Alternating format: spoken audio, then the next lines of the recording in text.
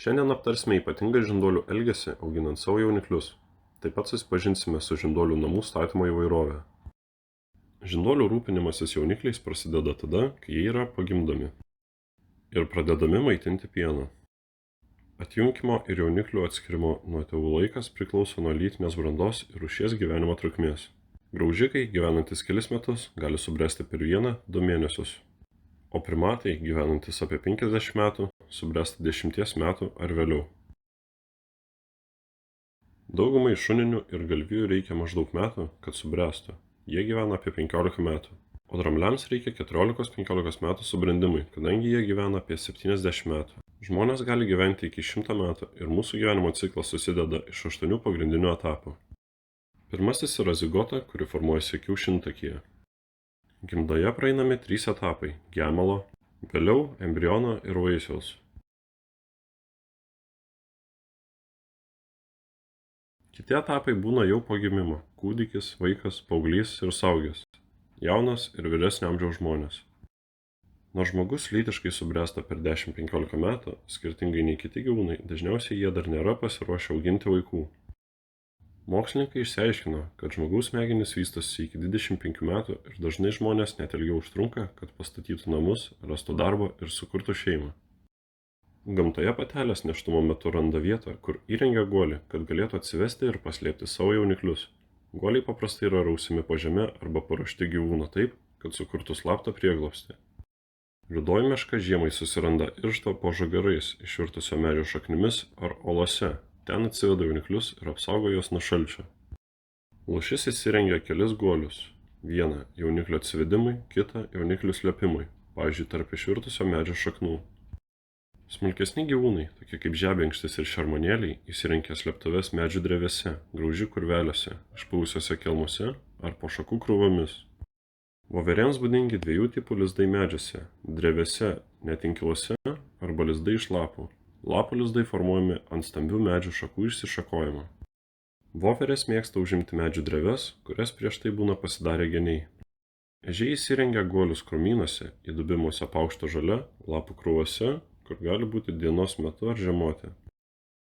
Įprastai vadoje būna 4–6 jaunikliai. Juos patelė atsiveda po 35 dienas trunkančio nėštumo. Jaunikliai jau turi baltus spygliukus, kurie yra panirę odoje. Naujagimiai būna užsimerkę ir nieko negirdi. Tokie jaunikliai yra dar iki galo neišsivystę. Jie atsimerkia tik po 14 dienų, o dantukai pradeda dygti po 21 dienos. Tai gimus jiems pradeda augti spygliukai. Po 2 mėnesių jie jau savarankiški, po 2 metų jie jau suaugę. Žinduolių rūpinimasis jaunikliais priklauso nuo jų tipo. Neišsivystę jaunikliai gimsta kurti, akli ir pliki, jiems trūksta judesių kontrolės ir gebėjimo reguliuoti temperatūrą. Jiems reikalinga priežiūra guolyje su pastovia šiluma. Triušio patelės nėštumas trunka apie mėnesį. Jie atsiveda daug, iki 18 jauniklių, kurie atsimerkia ir pradeda girdėti tik po 2 savaičių. Po mėnesio triušiukai atjunkami, o 4–6 mėnesių suauga, jau gali turėti savo jauniklių. Triušiai vidutiniškai gyvena 9 metus. Pilkieji ir baltieji kiškiai elgiasi kiek kitaip. Šie gyvūnai skirtingai nei triušiai atsiveda visiškai išsivysčiusius jauniklius, kurie iškart pasislepia žolėje. Jie gimsta gerai matydami, apaugę tankiu kailiu ir po 20 minučių jau slepiasi žolėje. Palyginti su triušiais, kiškių nėštumas trunka ilgiau, jauniklių yra mažiau, tik apie 6. Jaunikliai subręsta vėliau nei triušių, kartais tik sulaukia metų. Apibendrinant, žinduolių rūpinimasis jaunikliais priklauso nuo jų tipo. Neišsivysčiusiems jaunikliams reikia daugiau priežiūros nei išsivysčiusiems. Išsivystę jaunikliai yra judresni, stipresni ir geriau orientuojasi aplinkoje, nes po kelių valandų po gimimo jau gerai užuodžia, mato ir girdi. Po gimimo jie greitai išdžiūna, gauna pieno, todėl jie iš karto bando atsistoti ir vaikščioti. Dauguma žinduolių turinčių tokius jauniklius gyvena didesnėmis grupėmis, kaip stumbrai, ir migruoja ieškodami maisto. Tėvų priežiūra apsiriboja palikuonio atpažinimu, jų suradimu, rūpinimusi ir apsauga nuo plėšrūnų. Guolio ir slėptuvės nereikia. Nors žinduolių jaunikliais dažniausiai rūpinasi motinos, yra rūšių, kai į pagalbą ateina ir kiti grupės nariai. Pavyzdžiui, vilkai gyvena gaujomis, sudarytomis iš abiejų tėvų ir jų paaugusių jauniklių. Visi būryje esantis vilkai padeda rūpintis vieni kitais.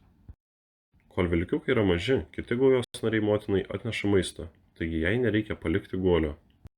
Vėliau jie ir toliau neša maistą bei žaidžia su vilkiukais. Gaujos nariai renkasi atviroje vietoje, kur gali miegoti, žaisti, maitintis ar tiesiog leisti laiką kartu. Visi vilkiukai žaidžia, persekioja ir grumiasi vienas su kitu arba su skirtingais žaislais, pavyzdžiui, kaulais, plunksnomis ar negyvų gyvūnų odomis. Tokie žaidimai padeda jiems išmokti persekioti ir nužudyti grobį bei bendrauti gaujoje. Kai vilkiukams sukanka 6 mėnesiai, jie įsitraukia į medžioklę. Paprastai motina ne tik maitina, bet ir rūpinasi guolio bei jauniklių švara. Katės per pirmąsias 4 savaitės dažnai laižo savo kačiukus. Šis laižymas skatina tuštinimąsi, o išmatas ir šlapimą suvartoja mama. Tai veiksmingai padeda išlaikyti švarų guolį ir kačiukus. Tarp primatų žmonės ir kai kurios beždžionių rūšys, pavyzdžiui marmozetės, jaunikliais rūpinasi bendrai. Socialiniai ryšiai yra būtini, kad jaunos beždžionės vystytųsi tiek protiškai, tiek lytiškai. Pirmosiomis savaitėmis paprastųjų marmozečių jauniklius nešioja abu tėvai. Palaipsniui prisijungia visa grupė, o vyresni broliai ir seserys mokosi tėvystės įgūdžių, rūpindamisi savo jaunesniais broliais ir seserimis. Jei tėvai nemokytų vaikų kalbėti nuo kūdikystės, vėliau jie neišmoktų, nes visam laikui prarastų gebėjimą išmokti kalbėti. Tėvystė arba vaikų auklėjimas yra procesas, kuriuo skatinamas ir palaikomas fizinis, emocinis, socialinis, finansinis ir intelektualinis vaiko vystymasis nuo kūdikystės iki pilnametystės. Tai gerokai daugiau nei aptinkama pas kitus gyvūnus, įskaitant ne tik maisto, pastogės ir apsaugos nuo grėsmių, tokių kaip plėšrūnai, teikimą, bet ir ilgesnį rūpinimąsi laikotarpį, per kurį vaikas išmoksta visko, ko reikia, kad galėtų sėkmingai gyventi žmonių visuomenėje.